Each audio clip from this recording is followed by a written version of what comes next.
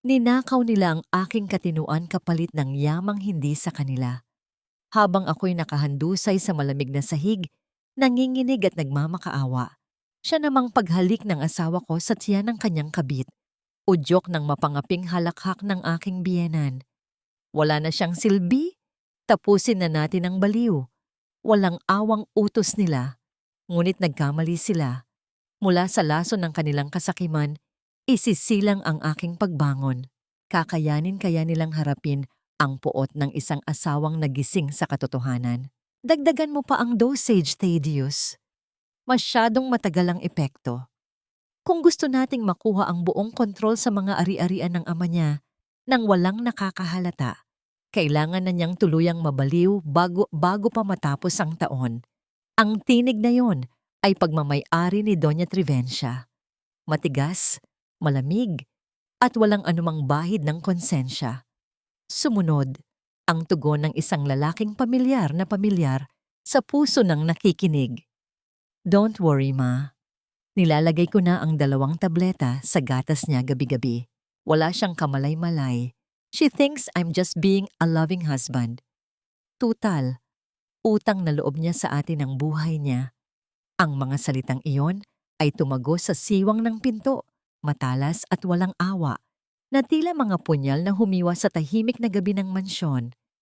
Sa labas ng madilim na silid-aklatan, nakatayo si Trisel. Sa kanyang mga kamay ay ang paboritong asul na polo ng kanyang asawa, maingat at mainit-init pa mula sa kanyang pagkakaplansa. Isang gawain ng pagmamahal na ginagawa niya gabi-gabi bilang pagtanaw ng utang na loob sa pamilyang inakala niyang kumupkop sa kanya matapos mamatay ang kanyang ama. Unti-unting lumuwag ang kanyang paghawak. Ang telang pinaghirapan niyang pakinisin ay bumagsak sa malamig na sahig na gawa sa marmol, sumasabay sa pagkadurog ng kanyang buong pagkatao. Nanikip ang kanyang dibdib, tila may isang makapal na baging na pumupulupot sa kanyang mga baga at humihigpit sa bawat pagdaan ng segundo.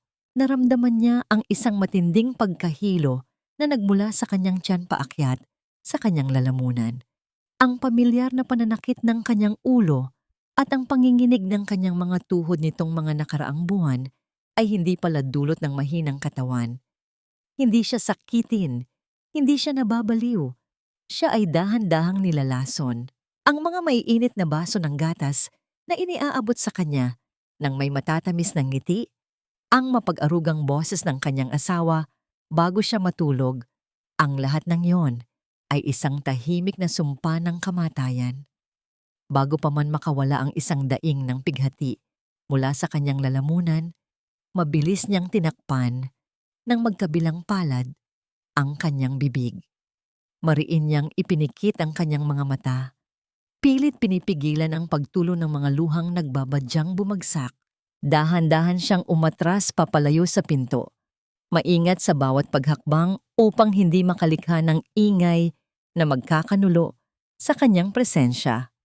Nilamon siya ng dilim ng mahabang pasilyo, naglalakad ng walang direksyon, nabibingi sa sariling mga kaisipan na pilit pumuproseso sa kataksilang hindi niya kailanman lubos maisip na magagawa ng taong pinangakuan niya sa harap ng altar. Nang makarating siya sa loob ng kanilang maluwang na silid, napasandal siya sa nakasarang pinto. Ang kanyang mga mata ay nanlilisik na dumapo sa maliit na bote ng gamot na nakapatong sa kanyang side table. Mga bitamina raw para sa kanyang panginginig. Iyon ang laging sinasabi ni Doña Trivencia nang may pagkukunwari ng pagiging isang mabuting ina, isang malagim na kasinungalingan. Nanginginig ang kanyang kanang kamay na umabot sa kanyang leeg. Mahigpit na kinuyom ang kwintas na krus na nag-iisang pamana ng kanyang yumaong ama. Bumaon ang matatalim na gilid ng palawit sa kanyang palad hanggang sa namuti ang kanyang mga buko. Isang pilit na paghahanap ng lakas mula sa sakit na pisikal upang malabanan ang pagguho ng kanyang kaluluwa. Gusto niyang sumigaw, gusto niyang magwala, at kwelyuhan ang kanyang asawa. Ngunit alam niyang wala siyang laban sa loob ng mansyong yon na puno ng mga ahas. Sa gitna ng kanyang tahimik na pagluha, umilaw ang screen ng kanyang telepono sa ibabaw ng kama. Isang mensahe mula sa isang hindi kilalang numero ang lumitaw. 3 simpleng salita lamang ang nakasulat, ngunit nagdala ito ng panibagong alon ng kaba sa kanyang nanlalamig na dibdib. Huwag mong inumin. Bago pa man niya lubusang maunawaan kung sino ang nagpadala ng babalang iyon, bumukas ang pinto ng silid. Mabilis na pinunasan ni Sele ang kanyang mga luha at humarap. Ibinaba ang kanyang ulo upang itago ang namumulang mga mata. Pumasok si Thaddeus. Ang mukha ay maaliwalas. Ang mga mata ay puno ng pekeng pag-aalala. Sa kanyang mga kamay ay ang pamilyar na baso ng maligamgam na gatas na umuusok pa ng kaunti. Lumapit siya kay Sel, hinaplos ang kanyang buhok ng may banayad na paglalambing at ngumiti ng napakatamis. Inumin mo na ang gamot mo, mahal, nang makapagpahinga na ang asawa ko. Tinitigan ni Sele ang umaasong baso ng gatas na iniaabot ng kanyang asawa. Ang nangiti ni Thaddeus ay tila isang maamong anghel na nag-aalay ng kalinga.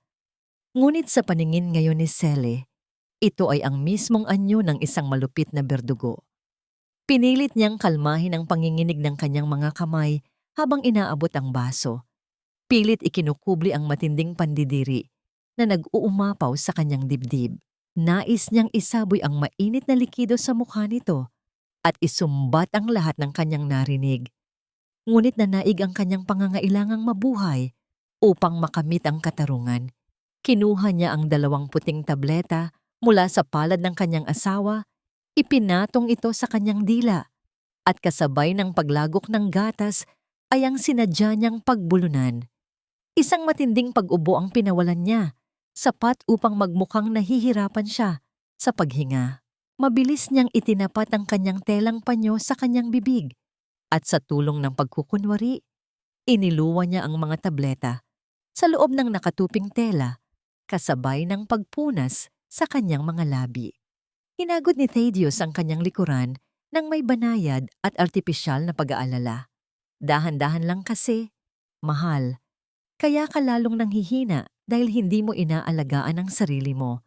Malambing nitong wika bago inayos ang kumot sa kanyang paanan at tuluyang lumabas ng silid. Nang makasiguro si Sele na ganap ng nakasara ang pinto, mabilis siyang bumangon at nagtungo sa banyo. Napakapit siya sa gilid ng lababo habang ang kanyang buong katawan ay nilukob ng isang matinding panghihina. Binuksan niya ang lukot na panyo at tinitigan ang 2 puting tableta na unti-unting nalulusaw sa dampi ng gatas. Isang matinding alon ng pagduwal ang umakyat sa kanyang lalamunan, hindi dahil sa masamang pakiramdam, kundi dahil sa labis na pagkasuklam sa pamilyang kinabibilangan niya.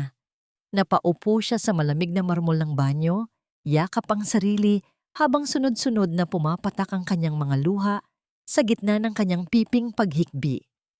Sa kalagitnaan ng kanyang pag-iyak, hindi niya napansin ang pag-awang ng pinto ng banyo.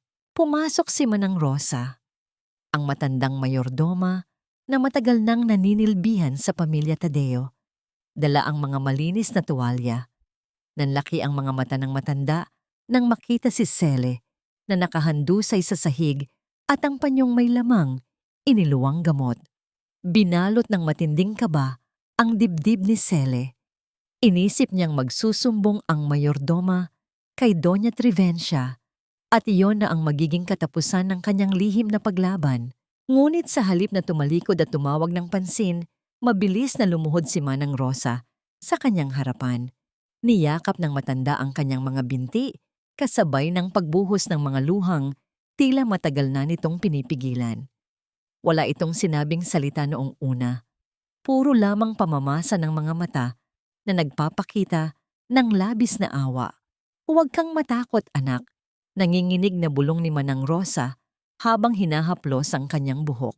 Matagal ko nang ipinagpapalit ng mga bitamina ang mga inihahanda nilang gamot para sa'yo dahil hindi ko kayang sikmurain ang kasamaang ginagawa nila sa isang mabuting taong katulad mo. Parang nabunutan ng isang malaking tinik sa dibdib si Sele sa mga narinig. Tuluyan na siyang yumakap sa matanda Humagulgol sa balikat nito na tila isang batang uhaw na uhaw sa pagmamahal ng isang tunay na ina. Inangat ni Manang Rosa ang kanyang mukha. Ginamit ng matanda ang kanyang mga kamay na magaspang at puno ng kalyo mula sa mahabang taon ng pagtatrabaho upang punasan ang mga luha sa pisngi ni Sele. Ang simpleng paghaplos na yon ay nagdala ng isang pambihirang init at pag-asa na matagal nang hinahanap ng kanyang nangungulilang puso. May kakampi siya sa loob ng impyernong ito, isang tahimik na tagapagligtas na nagbigay sa kanya ng lakas upang bumangon.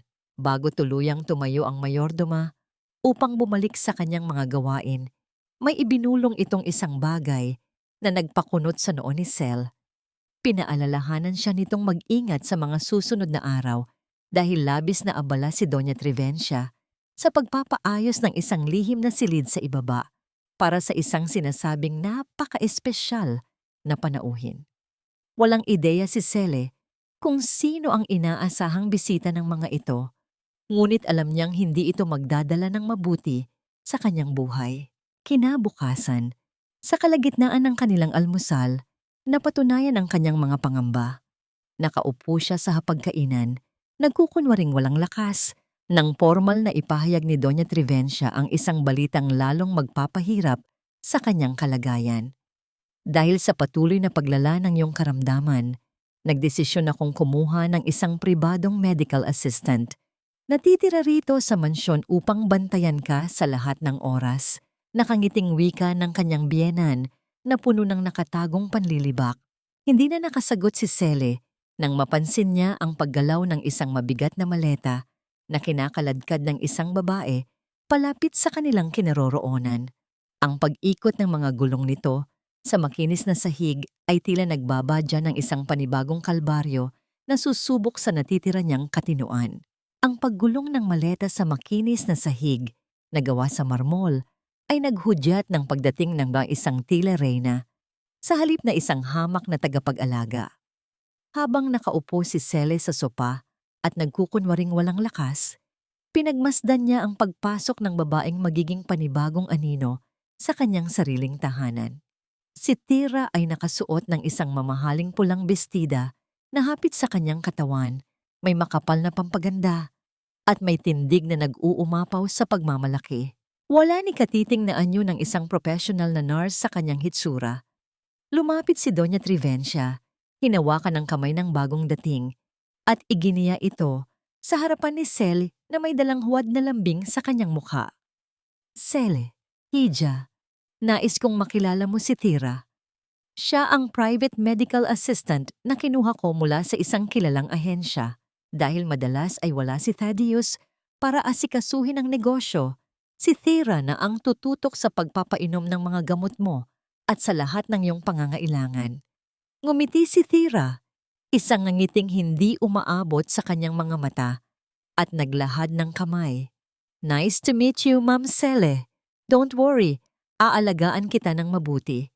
Kasabay nito ay ang paglapit ni Thaddeus na nakapamulsa, matipid na ngumiti at tumango bilang pag-ayon sa ginagawang sarsuela ng kanyang ina. Wala nang nagawa si Sele, kundi ang yumuko at dahan-dahang tanggapin ang kamay ng babae. Ang balat nito ay malambot at pino, hindi balat ng isang taong sanay mag-alaga ng may sakit. Sa paglapat ng kanilang mga palad, naramdaman ni Sele ang malamig na banta na nakapaloob sa bawat salitang binitawan nito. Pagsapit ng hapunan, ang mahabang mesa ng pamilya Tadeo ay naging isang tahimik na entablado ng mga kasinungalingan. Pinilit ni Sele na sumubo ng pagkain kahit patila may nakabara sa kanyang lalamunan. Si Tira ay inupong katabi ni Thaddeus, isang lantarang kawalan ng respeto na pinagtakpan ni Doña Trivencia sa palusot na kailangang malapit ang nurse sa pasyente at sa asawa nito para sa madaling pag-uulat. Sa kalagitnaan ng kanilang pagkain, sinadya ni Sele na bitiwan ang kanyang serbilyeta upang magmukhang nahihirapan siyang kumilos. Nang yumuko siya sa ilalim ng mesa upang pulutin ang nalaglag na tela, tumambad sa kanyang paningin ang isang eksenang halos magpatigil sa pagtibok ng kanyang puso. Ang walang sapin na paa ni Tira ay masinsinang humahagod sa binti ng kanyang asawa, na siya namang tinutugon ni Thaddeus sa pamamagitan ng pag-ipit sa paa ng babae gamit ang kanyang mga hita. Nanikip ang dibdib ni Sele. Isang mabigat at mapait na pakiramdam ang umakyat mula sa kanyang sikmura. Tila nais kumawala, ngunit pinigilan niya ito. Huminga siya ng malalim, pilit inaayos ang sarili at pinapakalma ang kanyang isipan. Dahan-dahan siyang umayos ng upo, kinuha ang mangkok ng mainit na sabaw, at kahit bahagyang nanginginig ang kanyang mga kamay, inabot niya ito kay Thaddeus. "Kumain ka pa, mahal," mahinahon niyang sabi. Pilit pinananatili ang kanyang lakas sa kabila ng lahat. "Kailangan mo ng lakas sa trabaho," wika ni Sele sa boses na paos at tila walang muwang. Ang panunukso sa ilalim ng mesa ay natigil, ngunit ang pambabastos sa kanyang pagkatao ay nag-iwan ng malalim na sugat na hinding-hindi na maghihilom. Sa kalaliman ng gabi, habang ang buong mansyon ay balot na sa kadiliman, lumabas si Sele mula sa kanyang silid upang kumuha ng maiinom. Sa kanyang paglalakad sa mahabang pasilyo, napadaan siya sa tapat ng silid-aklatan ni Thaddeus. Ang pinto ay nakaawang ng bahagya. Mula sa loob ay nagmumula ang mga mabibigat na paghinga at mga pabulong na halik. Isang malinaw at nakasusuklam na patunay ng lantarang pagtataksil na nangyayari sa ilalim ng kanyang sariling bubong. Hindi siya sumilip. Hindi na niya kailangang makita ang mga katawang nag-uugnay upang maramdaman ang buong bigat ng pagkawasak. Sa halip na umiyak at magmakaawa sa harap ng nakasarang pinto, nagpatuloy siya sa paglalakad hanggang sa makarating siya sa isang maliit na mesita kung saan nakapatong ang isang florera ng mga lantang rosas. Hinawakan niya ang isang namamatay na bulaklak. Ang mga talulot nito ay tuyot na at madilim. Ngunit ang mga tinik sa tangkay ay nananatiling matalas. Gamit ang kanyang mga hubad na daliri, isa-isa niyang pinutol ang mga matutulis na tinik. Ang malutong na pagkabali ng bawat tinik ay sumasabay sa pagpapatigas ng kanyang puso. Tumusok ang isang bahagi sa kanyang hinlalaki at gumapang ang isang patak ng pulang dugo. Ngunit hindi man lang siya napangiwi. Hindi na niya maramdaman ang hapdi sa kanyang balat, sapagkat ang apoy ng galit sa kanyang kalooban ay sapat na upang tupukin ang anumang pisikal na sakit. Wala nang Sele na mahina. Ang babaeng umiiyak sa sulok ay tuluyan nang namatay sa gabing ito. Pagbalik niya sa kanyang kwarto, binuksan niya ang lumang Biblia na naiwan ng kanyang ama upang humanap ng kahit kaunting kalinga. Sa paglipat niya ng mga pahina, isang maliit na puting card ang nahulog sa kanyang kandungan. Ito ay isang calling card na may pangalan ng isang abogado, Attorney Therion Lucero. Hindi niya alam kung bakit itinago ito ng kanyang ama. Ngunit bago pa man niya mapag-isipan ang kahulugan ng pangalang iyon, isang malamig na presensya ang nagpatindig sa kanyang mga balahibo. Pag-angat ng kanyang paningin, nakita niya si Tira na nakasandal sa hamba ng kanyang nakabukas na pinto. Suot ng babae ang paboritong pantulog na seda ni Sele, ang mismong damit na iniregalo ni Thaddeus noong kanilang unang anibersaryo. Isang mapanuyang ngiti ang nakapaskil sa mga labi ng kabit habang ang mapanlait nitong mga mata ay tumititig ng diretso kay Sele. Isang tahimik ngunit malinaw na pag-angkin sa lahat ng bagay na pagmamay-ari niya. Ang malamig na simoy ng hangin sa madaling araw ang naging tanging kasama ni Sele sa pagtakas mula sa nakasasakal na pader ng mansyon ng mga Tadeo. Ginamit niya ang palusot ng pagdalo sa simbang gabi upang makawala kahit sandali sa mga mapanuring mata ng kanyang biyenan at sa presensya ng babaeng umaangkin sa kanyang asawa. Sa paghakbang niya papasok sa lumang simbahan, ang amoy ng insenso at ang aandap-andap na liwanag ng mga kandila ay nagbigay sa kanya ng isang uri ng kapayapaan na matagal na niyang inuuhaw na maramdaman. Lumuhod siya sa isang madilim na sulok ng kumpisalan At doon ay hinayaan niyang umagos ang lahat ng pighati. Walang anumang ingay na lumabas sa kanyang mga labi. Tanging ang matinding paggalaw ng kanyang balikat at ang sunod-sunod na pagbagsak ng maiinit na luha sa kanyang mga nakakuyom na palad ang nagpatunay sa bigat ng kanyang dinadala. Sa paglabas niya mula sa kumpisalan, sinalubong siya ni Sister Talina. Ang matandang madre ay may maamong mukha na puno ng mga linya ng karunungan. Hinawakan nito ang nanginginig na mga kamay ni Sele. Ang init ng palad ng madre ay tila nagpapahinahon sa nagwawalang puso ng dalaga. Walang inosenteng pag-ibig ang nararapat suklian ng lason, anak. Wika ni Sister Talina sa isang mahinahon ngunit matatag na boses. Kinuha ng madre mula sa bulsa ng kanyang abito ang isang maliit na kwaderno at inilagay iyon sa palad ni Sel. Gamitin mo yan upang itala ang bawat patak ng gamot, bawat kilos nila. Hindi sapat ang luha upang makamit ang katarungan. Kailangan mo ng patunay upang makalaya. Mahigpit na niyakap ni Sele ang kwaderno. Tinatanggap ang hamon na bumangon mula sa kanyang pagiging biktima. Paglabas niya sa pintuan ng simbahan, ang kalangitan ay nagbuhos ng isang napakalakas na pag-ulan na tila nakikisimpatiya sa kalungkutan ng mundo. Ang mga lansangan ay agad na binaha at ang malamig na hangin ay tumagos sa manipis na tela ng kanyang blusa. Wala siyang dalang pananggalang, kaya't napayakap na lamang siya sa kanyang sarili habang nanginginig na naghihintay ng masasakyan sa silong ng maliit na bubungan ng tarangkahan. Sa gitna ng kanyang paglamig at pag-iisa, isang malapad at itim na payong ang biglang humarang sa ulan na nagbabadyang bumasa sa kanya. Nawala ang hapdi ng malamig na hangin na humahampas sa kanyang mukha. Dahan-dahan siyang nag-angat ng paningin at nakita ang isang lalaking may seryoso ngunit mapagkalingang mga mata. "Good morning, Ma'am Sel. Sana ay hindi ko kayo ginulat. Ako po si Attorney Therion Lucero, ang lalaking nagpadala ng babala sa inyong telepono. Formal ngunit banayad na pagpapakilala nito." Ang boses ng lalaki ay malalim at nagbibigay ng kakaibang pakiramdam ng kaligtasan na hindi kailanman naibigay ni Thaddeus. Napansin ni Sele ang matikas na tindig ng abogado at ang paraan ng pagtingin nito sa kanya. Walang halong awa, walang halong panliliit, kundi isang purong paggalang. "Nais kong humingi ng paumanhin sa panghihimasok ko sa inyong personal na buhay, ngunit may mga bagay sa trust fund na iniwan ng papa mo na hindi tugma sa mga dapat mangyari. At batay sa mga nakita ko, hindi lang pera mo ang nasa panganib ngayon." Habang nagpapaliwanag si Therion, isang malakas na ihip ng hangin ang nagdala ng ulan patungo sa kanilang direksyon. Sa halip na umatras, lalong inilapit ng lalaki ang payong kay Sel. Ikiniling iyon ng lubusan upang siguraduhing hindi madadapuan ng tubig ang dalaga.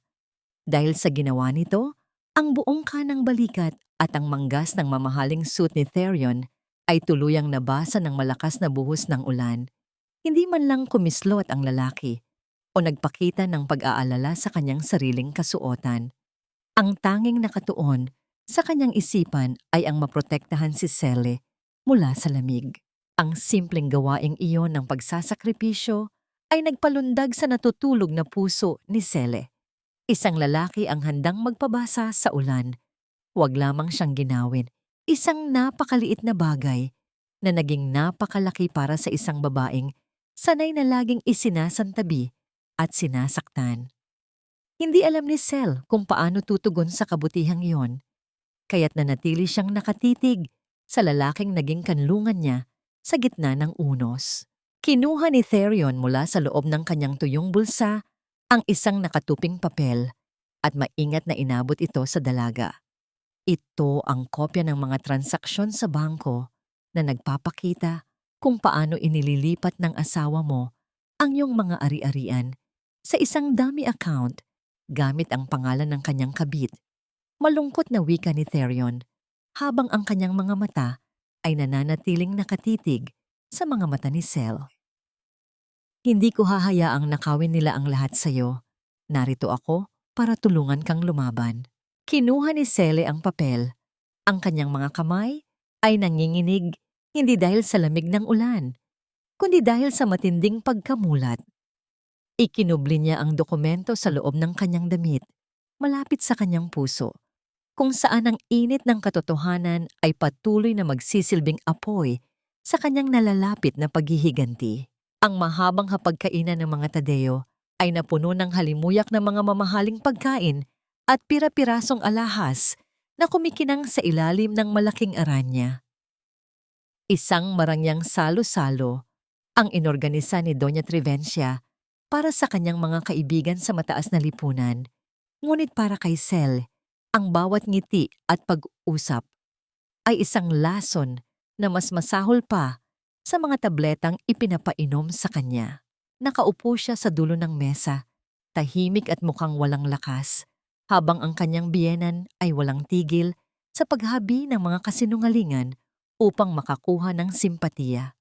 Nakakaawa talaga ang anak kong si Thaddeus, malungkot na wika ni Doña Trivencia habang marahang pinupunasan ng isang pekeng luha sa gilid ng kanyang mata. Napakabuti niyang asawa, ginagawa ang lahat para alagaan si Sele kahit papalala ng palala ang pag-iisip ng bata. Minsan nga ay hindi na niya kami nakikilala. Ang mga panauhin ay nagpalitan ng mga nag-aawang tingin patungo kay Sel.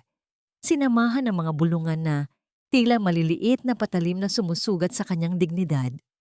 Sa kabilang dulo, buong pagmamalaking tumayo si Tira. Suot ang isang kumikinang na bestida na mas babagay sa isang reyna kaysa sa isang nurse. Inako nito ang pag-asikaso sa mga bisita. Siya ang nag-ikot upang salinan ng mamahaling alak ang mga baso ng mga panauhin, isang lantarang pagpapakita kung sino ang tunay na may kapangyarihan sa kabahayan. Namuo ang matinding galit sa dibdib ni Sele, ngunit naalala niya ang mga dokumentong nakatago sa kanyang silid at ang pangako ni Therion. Gagamitin niya ang mismong laro ng kanyang mga kaaway upang sirain sila. Nang lumapit si Tira sa kanyang gawi upang abutin ang isang malaking mangkok ng bagong lutong sabaw na umuusok pa sa init, nakita ni Sele ang kanyang pagkakataon.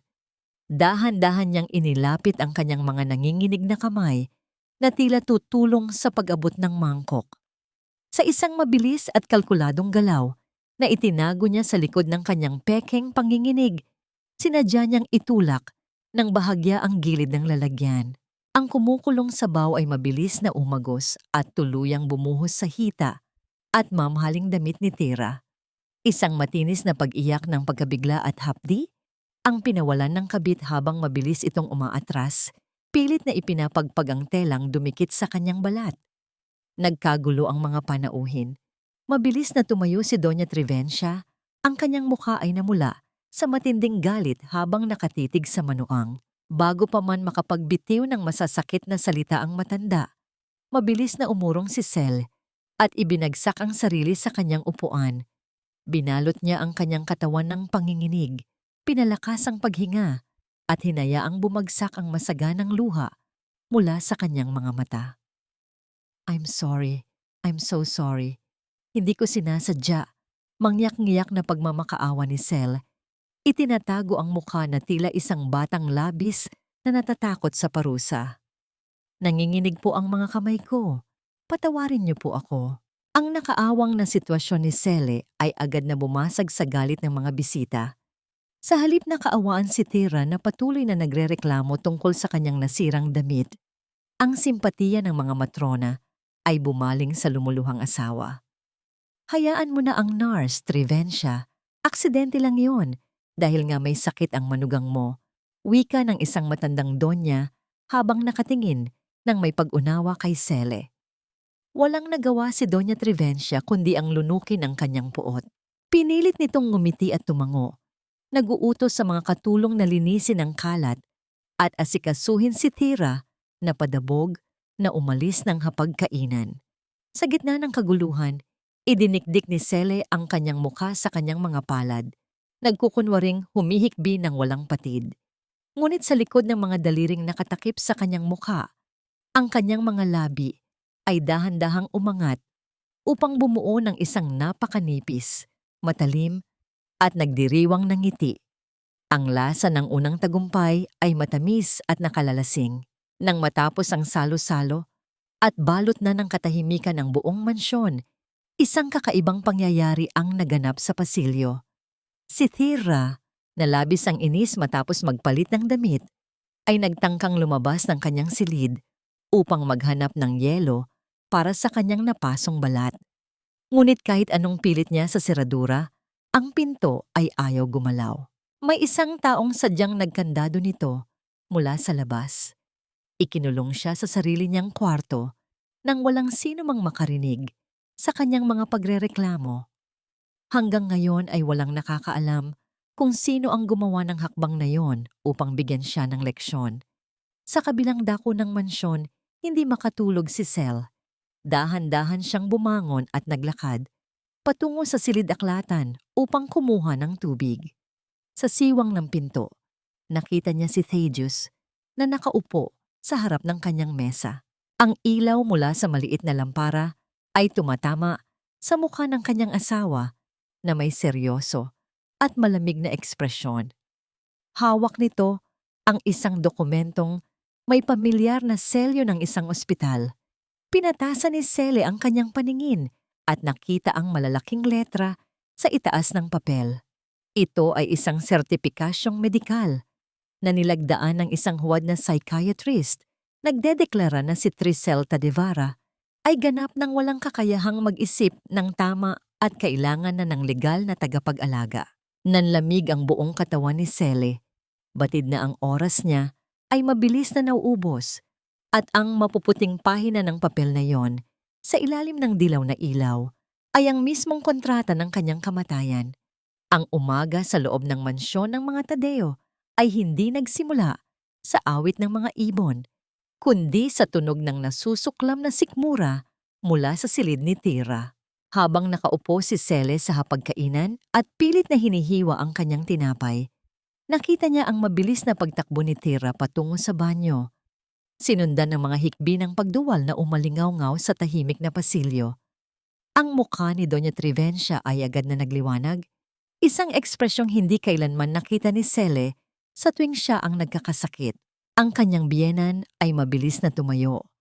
Hindi man lang tinapos ang kanyang kape at nagmamadaling sumunod sa banyo upang alalayan ang kanyang paboritong nurse. Nang bumalik sila sa hapagkainan, ang pagkandili ng matanda kay Thira ay tila isang tunay na ina sa kanyang anak. Pinaupo ni Doña Trivencia si Thira sa mismong upuan sa tabi ni Thaddeus. Ang pwestong dapat ay para sa asawa. Ang ngiti sa mga labi ng matanda ay puno ng katuwaan habang hinahaplos ang likod ng babae. Thaddeus, anak, tila dininig ng langit ang mga panalangin natin.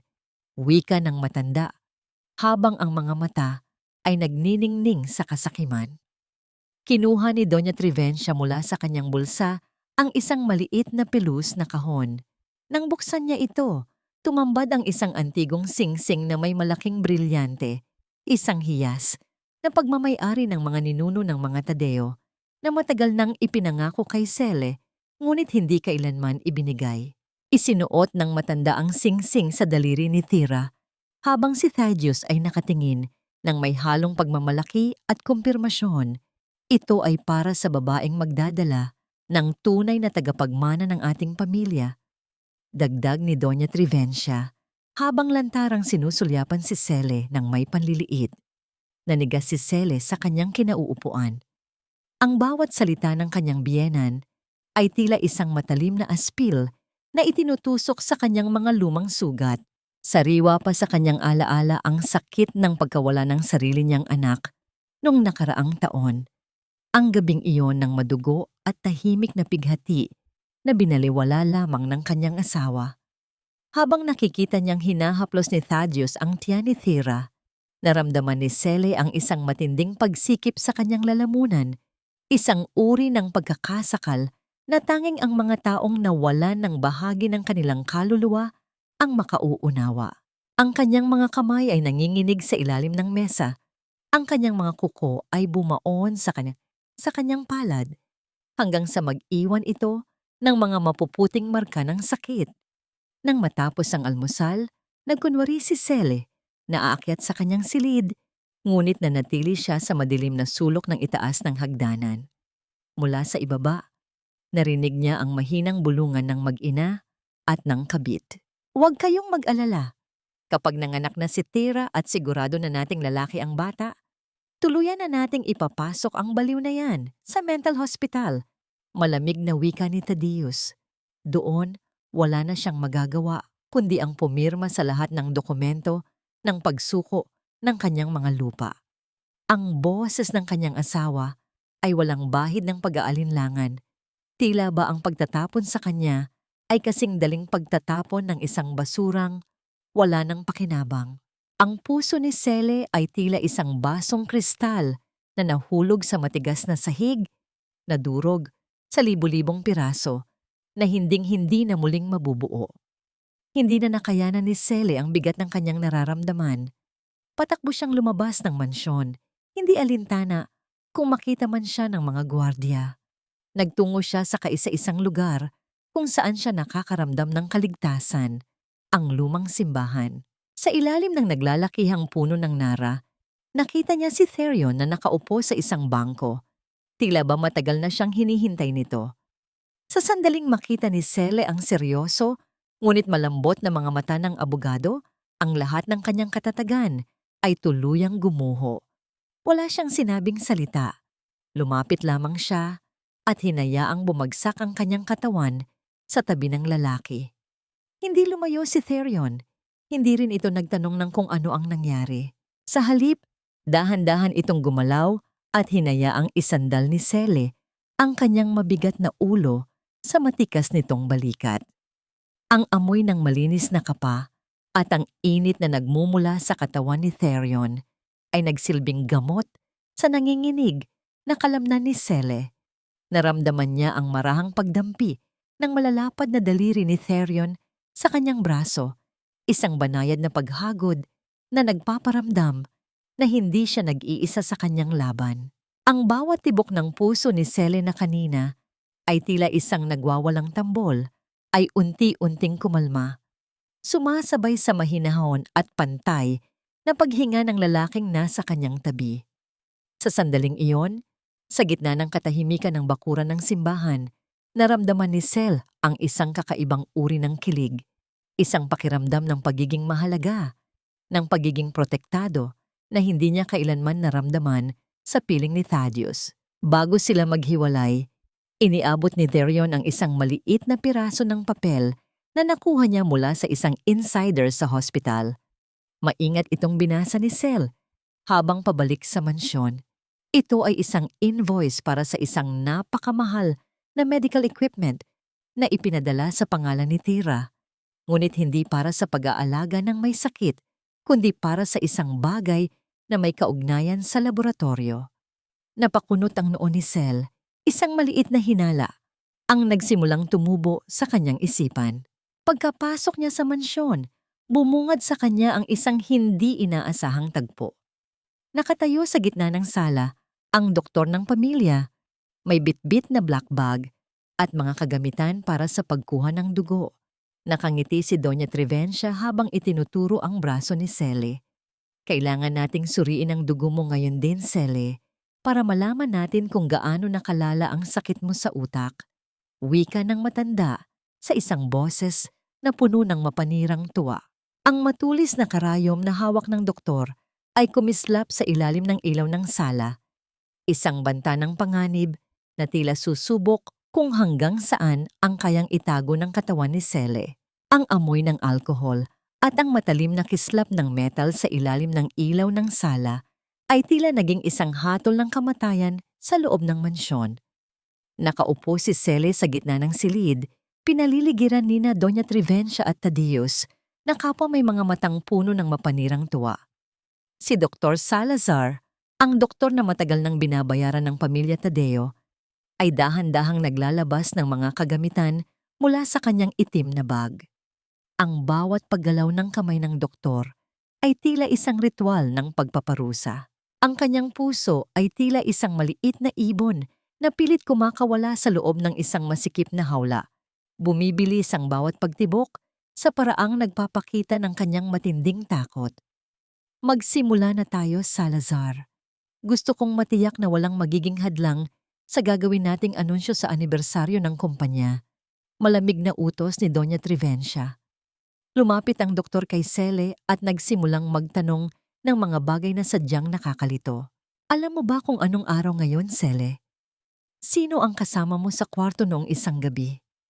Ang mga tanong ay tila mga bitag na sadyang idinisenyo upang palabasin siyang baliw. Pinilit ni Cele na panatilihin ang kanyang pagpapanggap. Sumasagot siya ng pautal-utal, iniiling ang kanyang ulo ng may kalituhan at hinahayaang tumulo ang laway sa gilid ng kanyang labi. Sa loob ng kanyang isipan, paulit-ulit niyang inaalala ang mga turo ni Therion. Huwag magpapakita ng katinuan, ngunit huwag ding lalabis sa pag-arte. Dumating ang sandali ng pagkuha ng dugo. Naramdaman ni Cele ang malamig na dampi ng bulak na may alkohol sa kanyang braso, sinundan ng isang matalim na tusok na tila nanunuot hanggang sa kanyang buto. Ang pula at malapot na likido ay dahan-dahang umakyat sa loob ng maliit na basong tubo. Ito ang pinakaimportanteng bahagi ng kanilang plano.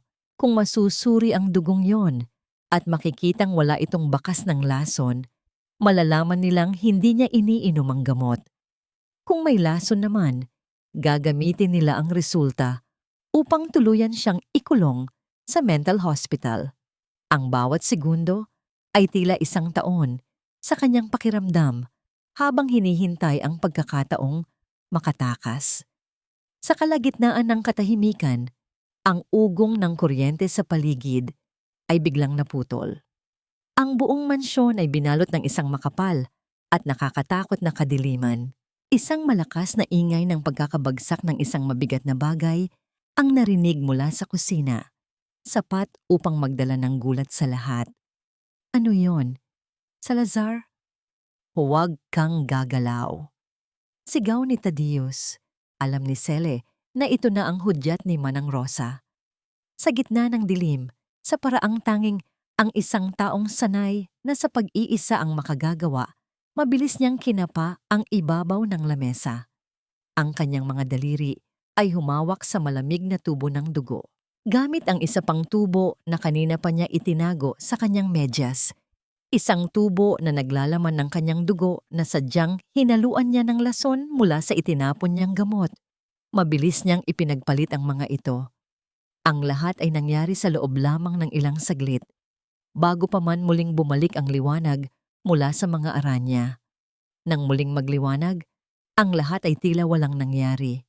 Ang tubo ng dugo ay ligtas na nasa kamay ni Doktor Salazar at si Cele ay nananatiling nakayuko. Nanginginig ang buong katawan. Matapos ang ilang oras na paghihintay sa resulta sa loob ng sariling laboratorio ng mansyon, lumabas ang doktor na may dalang papel. Ang resulta ay malinaw. Ang pasyente ay may matinding chemical imbalance sa utak, dulot ng kanyang sakit. Hindi na siya ligtas na mamuhay ng mag-isa, wika ni Salazar habang iniuabot ang sertipikasyon kay Doña Trivencia. Isang mapait at matagumpay na ngiti ang sumilay sa mga labi ng matanda. Naramdaman ni Cel ang isang malalim na hapdi sa kanyang puso, hindi dahil sa pagkatalo, kundi dahil sa katotohanang ang sarili niyang pamilya ay handang ipagbenta ang kanyang kalayaan para sa salapi. Bago matapos ang gabi, isang mahalagang anunsyo ang binitawan ni Doña Trivencia na nagpaalingaw-ngaw sa buong bahay. Sa susunod na linggo, sa gabi ng ika-40 anibersaryo ng ating kumpanya, formal nating ipapahayag ang paglipat ng lahat ng pamamahala kay Thaddeus bilang legal na tagapag-alaga ni Cele. Doon na rin natin siya tuluyang ihahatid sa kanyang bagong tirahan, wika ng matanda habang nakatingin ng diretso sa mga mata ni Cele. Ang anibersaryong iyon ang itinakdang oras para sa kanyang tuluyang pagkabilanggo o ang gabi ng kanyang huling pagbangon. Nanatiling tahimik si Cel, ngunit sa kanyang kalooban, ang bawat patak ng galit ay nagiging apoy na handang tupukin ang buong kaharian ng mga Tadeo sa harap ng buong mundo. Ang amoy ng luma at maalikabok na mga papel sa loob ng bodega ng simbahan ay naging kaisa-isang samyo ng katotohanan sa gitna ng mundong puno ng kasinungalingan. Sa loob ng maliit at masikip na silid na ito, kung saan ang tanging liwanag ay nagmumula sa isang aandap-andap na bumbilya sa kisame, nagtagpo ang mga landas ni Sele at Therion. Dito, malayo sa mga mapanuring mata ng mga Tadeo at sa matatalim na pandinig ni Tira, naghahanda sila para sa isang huling laban na babago sa lahat. Ramdam ni Sele ang bawat butil ng pawis na namumuo sa kanyang noo, hindi dahil sa init, kundi dahil sa bigat ng mga dokumentong hawak niya, mga papel, na tila mga hatol na magpapabagsak sa kaharian ng mga taong nagtaksil sa kanya. Maingat na inilatag ni Therion ang isang makapal na folder sa ibabaw ng lumang kahoy na mesa. Narito ang lahat, Sele. Lahat ng ebidensya ng paglipat ng asawa mo sa pondo ng trust fund mo patungo sa mga dummy accounts sa pangalan ni Tira. Seryosong wika ng abogado habang ang kanyang mga mata ay nananatiling nakatuon sa dalaga. Hindi lang iyon. Nakuha ko rin ang listahan ng mga ipinagbabawal na gamot na binili nila mula sa isang black market supplier. Ang bawat salita ni Therion ay tila isang malakas na hampas ng katotohanan na nagpapatatag sa kalooban ni Sel. Alam niya na ang bawat pahinang ito ay ang susi sa kanyang kalayaan, ang tanging paraan upang mabura ang mantsa ng pagiging baliw na ipinataw sa kanya. Dahil sa kipot ng silid, hindi maiwasan ang malapit na distansya sa pagitan nilang dalawa. Naramdaman ni Sele ang init ng hininga ni Therion sa kanyang balat, isang init na hindi nakakapasok kundi nagbibigay ng kakaibang kalinga. Tumingala siya at sinalubong ang mga mata ng abogado. Nakita niya roon ang isang uri ng katapatan at malasakit na matagal na niyang hindi nararamdaman mula sa sinumang lalaki. Sa loob ng masikip na espasyong yun, tila huminto ang mundo at ang tanging maririnig ay ang mahinahon at pantay na paghinga ni Therion na sumasabay sa dahan-dahang pagtibok ng puso ni Sel. Isang kakaibang uri ng kapayapaan ang bumalot sa kanya, isang pakiramdam na sa gitna ng digmaan, may isang taong handang tumayo sa tabi niya at hindi siya bibitawan. Dahan-dahang itinaas ni Therion ang kanyang kamay, tila nag-aalinlangan noong una, bago nito malambot na hinawi ang isang lanta at ligaw na lalamnan ng buhok na nakaharang sa mukha ni Sele. Ang dampi ng kanyang mga daliri sa balat ng dalaga ay tila isang kuryenteng nagdala ng kilig na nagmula sa kanyang noo hanggang sa kanyang mga talampakan. Pagkatapos nito, wala nang makakasakit sa iyo. I promise you, Sele, bulong ni Therion sa boses na puno ng paninindigan at emosyon. Tumitig ng malalim si Sele sa kanya. Ramdam ang katapatan sa bawat pantig ng salita nito. Sa halip na sumagot, dahan-dahang tumango si Sel. Tinatanggap ang pangakong yon bilang kanyang panibagong lakas. Hindi niya nais lamang na makalaya sa pamamagitan ng pag-alis. Nais niyang makita ang pagbagsak ng bawat pader ng mansyon ng mga Tadeo sa harap ng buong mundo. Hindi lang yon basta divorce. Therion, I want them to lose everything, lalo na ang kanilang honor. Wika ni Sele sa boses na matigas at walang bahid ng pag-aalinlangan. Napagkasunduan nilang ang gabi ng ika-40 anibersaryo ng kumpanya ang magiging huling yugto. Doon, sa harap ng lahat ng mga kasosyo, mamamahayag, at mga kagalang-galang na panauhin, ilalantad ni Sele ang lahat. Habang naghahanda silang umalis sa simbahan, hinawakan ni Therion ang siko ni Sel upang alalayan ito sa paglakad sa madilim na pasilyo. Ang bawat hakbang nila ay tila isang panata ng katapatan. Sa sandaling iyon, batid ni Sele na anuman ang mangyari sa susunod na mga araw, hindi na siya ang dating babaeng nagmamakaawa para sa pag-ibig. Gayunpaman, habang naglalakad si Sele pabalik sa mansyon, isang matinding kaba ang muling dumampi sa kanyang dibdib. Pagpasok niya sa kanyang sariling silid, tumambad sa kanya ang isang eksenang nagpalamig sa kanyang buong pagkatao. Nakatayo si Thera sa gitna ng kwarto. Hawak-hawak ang isang bagay na nakuha nito mula sa ilalim ng kutsyon ni Sally. Ito ay isang maliit, puti, at tila hindi pa gaanong nalulusaw na balat ng kapsula ng gamot. Isang patunay na may isang taong hindi umiinom ng kanyang reseta. Ang mapanuyang ngiti sa mga labi ni Thera ay sapat na upang malaman ni Sally na ang kanyang lihim ay nasa bingit na ng pagkakalantad. Isang maliit na piraso ng plastik na maaring sumira sa lahat ng kanilang pinaghirapan. Tumambad kay Sally ang nakapanghihilakbot na anyo ni Thera sa gitna ng kanyang silid. Hawak ang munting ebidensya ng kanyang pagpapanggap. Ang puting balat ng kapsula sa pagitan ng mga daliri ng kabit ay tila isang maliit na bombang nakahandang sumabog at sumira sa lahat ng kanyang pinaghirapan. Ang hangin sa loob ng kwarto ay biglang naging mabigat at mahirap lang hapin, habang ang bawat segundo ng katahimikan ay tila isang tali na dahan-dahang humihigpit sa leeg ni Sally. Ang mapanuyang ngiti sa mga labi ni Thera ay hindi na nagtatago ng anumang pagkukunwari. Ito ay ang nangiti ng isang mandaragit na sa wakas ay nahanap na ang butas sa baluti ng kanyang biktima. Akala mo ba talaga ay maluloko mo ako, Sally? I knew it. Mula pa noong unang araw, alam kong may mali sa'yo.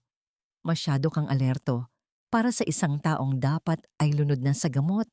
Malamig na wika ni Thera habang dahan-dahang humahakbang palapit sa kanya. Inihagis ng babae ang balat ng kapsula sa paanan ni Sally. Ang tunay na tunog ng pagbagsak nito sa sahig ay hindi narinig, ngunit ang kahulugan niyon ay umalingaw-ngaw sa buong silid. Don't act like you're innocent. Sasabihin ko ito kay Thaddeus at Doña Trivencia. Let's see kung saan ka pupulutin kapag nalaman nilang niloloko mo lang sila. Naramdaman ni Sally ang isang matinding panginginig na nagmumula sa kanyang mga kalamnan, ngunit pinilit niyang huwag bumitaw sa kanyang papel. Alam niyang kapag umamin siya ngayon, ang lahat ng sakripisyo ni Manang Rosa at ang tulong ni Therion ay mawawalan ng saysay. Sa halip na sumagot ng may katinuan, pinalaki niya ang kanyang mga mata at hinayaang manginig ang kanyang ibabang labi. Yumuko siya at sinubukang pulutin ang balat ng kapsula. Ngunit sinadya niyang magmukhang lampa at hindi ito mahawakan ng maayos. Ano yan? Laruan ba yan? Bakit mo ako tinatakot? Pabulong na wika ni Sally sa isang boses na tila isang batang nalilito. Nagalit si Thera sa nakitang reaksyon. Nilapitan niya si Sally at marahas na hinawakan ang panga ng dalaga. Pinipilit itong tumingin ng diretso sa kanyang mga mata. Stop the drama, Sally. Napagod na ako sa kakahintay na tuluyan kang mabaliw. Pero ngayon, ako na mismo ang tatapos sa'yo. Sa gitna ng kanyang puot, itinaas ni Thera ang kanyang palad at isang malakas na sampal ang dumapo sa kaliwang pisngi ni Sally. Ang tunay na tunog ng pagtama ng balat sa balat ay umalingaw-ngaw sa tahimik na silid, sinundan ng pagtilapo ng ulo ni Sally sa kabilang direksyon. Ramdam ni Sally ang matinding init na gumagapang sa kanyang pisngi. Ang hapdi na tila nanunuot hanggang sa kanyang mga buto, ngunit hindi siya gumanti. Nanatili siyang nakayuko, hinahayaang takpan ng kanyang buhok ang kanyang mukha, habang ang mga tahimik na luha ay nagsimulang pumatak sa sahig. Eksaktong sa sandaling iyon, bumukas ang pinto at pumasok si Thaddeus. Nanlaki ang mga mata ng asawa nang makita ang eksena. Si Sally na nakahandusay sa sahig at si Thera na nakatayo ng may galit na mukha. What is happening here? Bakit mo siya sinaktan, Thera? Sigaw ni Thaddeus habang mabilis na lumalapit upang alalayan ang kanyang asawa. Nagulat si Thera sa biglang pagpasok ni Thaddeus. Thaddeus, listen to me. Nagpapanggap lang siya. Nakita ko itong balat ng gamot sa ilalim ng kama niya. Hindi niya iniinom ang meds niya. Paliwanag ni Thera sa boses na puno ng desperasyon. Tumingin si Thaddeus sa balat ng kapsula sa sahig. Pagkatapos ay tumingin sa namumula at nanginginig na mukha ni Sel. Ang dalaga ay lalong nagkunwaring natatakot. Yumakap sa binti ni Thaddeus at nagsimulang humikbi ng malakas. Masakit, Thaddeus. Kinuha niya ang laruan ko. Tinampal niya ako. Takot ako sa kanya, mahal.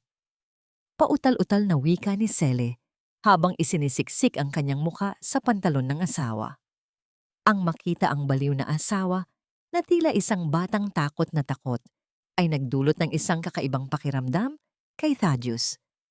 Para sa kanya, ang plano ay dapat maging maayos at walang gulo. Ang karahasan ni Thera ay maaring makasira sa kanilang imahe kung may makakakita. Masyado ka nang nagiging bayolente, Thera. Paano kung makita ka ng mga katulong? Gusto mo bang mapunta sa wala ang lahat ng pinaghirapan natin? Wika ni Thaddeus habang marahas na itinutulak palayo si Thera. Hindi mo ba nakikita? She's mentally unstable. Siyempre kung ano-ano ang gagawin niya sa gamot niya dahil hindi na niya alam ang ginagawa niya. Kinuha ni Thaddeus ang balat ng kapsula at itinapon iyon sa basurahan. Get out, Thera. Bumalik ka sa kwarto mo at magpalamig ng ulo. Huwag na huwag mo na itong uulitin. Padabog na lumabas si Thera. Ang kanyang mga mata ay nag-aapoy sa galit habang huling tumingin kay Sele. Batid ni Sele na hindi pa ito ang katapusan, ngunit sa ngayon, nagtagumpay siyang pag-awayin ang kanyang mga kaaway.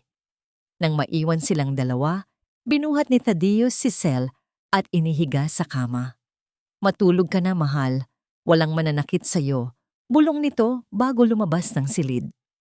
Nang muling mabalot ng katahimikan ang silid, dahan-dahang bumangon si Sele. Hinawakan niya ang kanyang pisngi na hanggang ngayon ay kumikirot pa rin. Ang sakit na yon ay hindi nagdulot ng luha ng kahinaan, kundi isang mas matinding determinasyon.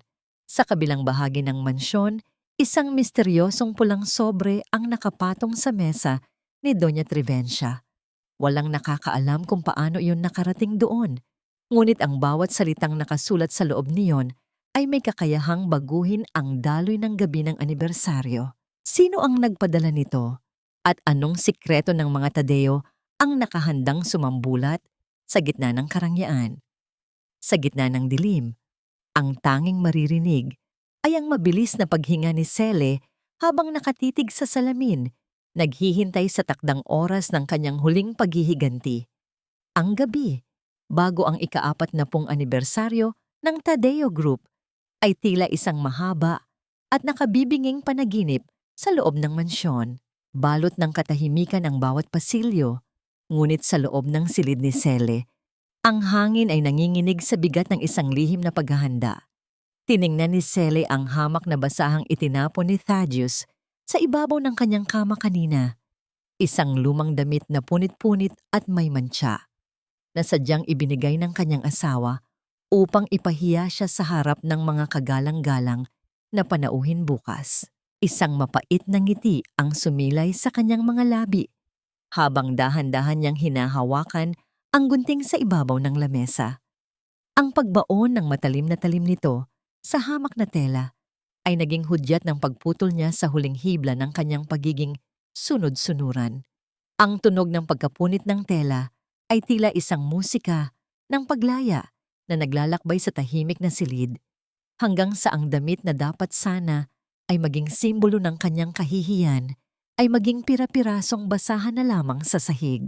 Mula sa pinakailalim ng kanyang lumang baul, hinugot ni Sele ang isang telang kulay dugo, isang pulang bestidang seda na iniregalo ng kanyang ama noong huli nitong kaarawan. Ang bawat haplos niya sa makinis at malamig na tela ay nagdadala ng mga alaala ng pagmamahal at dignidad na pilit na kinuha sa kanya ng mga Tadeo. Ito ang kanyang baluti. Ito ang kanyang bandera. Sa pag-angat niya ng bestida, ang ilaw mula sa maliit na lampara ay nagbigay ng isang marangyang kislap sa seda na tila ba ang mismong espiritu ng kanyang ama ay naroroon upang bigyan siya ng lakas sa huling pagkakataon. Pumasok si Manang Rosa na may dalang maliit na kahon ng mga kagamitan sa pag-aayos. Walang salitang binigkas ang matanda, tanging ang malambot na tingin nito ang nagsilbing kumpirmasyon ng kanilang matibay na samahan. Pinaupo ni Manang Rosa si Cele sa harap ng salamin at nagsimulang suklayin ang mahaba at medyo buhol-buhol na buhok ng dalaga. Ang bawat hagod ng suklay ay tila nagtatanggal ng bawat dumi at bigat na dinala ni Cele sa loob ng 2 taon ng pagdurusa. Sa bawat paglalagay ng pangkulay sa kanyang mga labi at sa bawat pag-aayos ng kanyang pilikmata, ang imahe ng isang baliw na babae sa salamin ay unti-unting naglalaho, pinalitan ng isang nuhuang na handang bawiin ang kanyang kaharian. Wala nang bakas ng takot sa kanyang mga mata, tanging niyang isang malamig at matalas na determinasyon na kayang tumupok sa sino mang hahadlang sa kanyang landas. Sa huling bahagi ng gabi, kinuha ni Cele ang kanyang telepono at tinawagan si Therion. Ang boses ng lalaki sa kabilang linya ay tila isang mainit na kumot sa gitna ng malamig na gabi. Handa na ang lahat, Cele. Ang mga mamamahayag, ang mga pulis, at ang mga dokumentong kailangan mo ay nasa tamang kamay na. Just stay strong tomorrow. I will be there just a few meters away from you.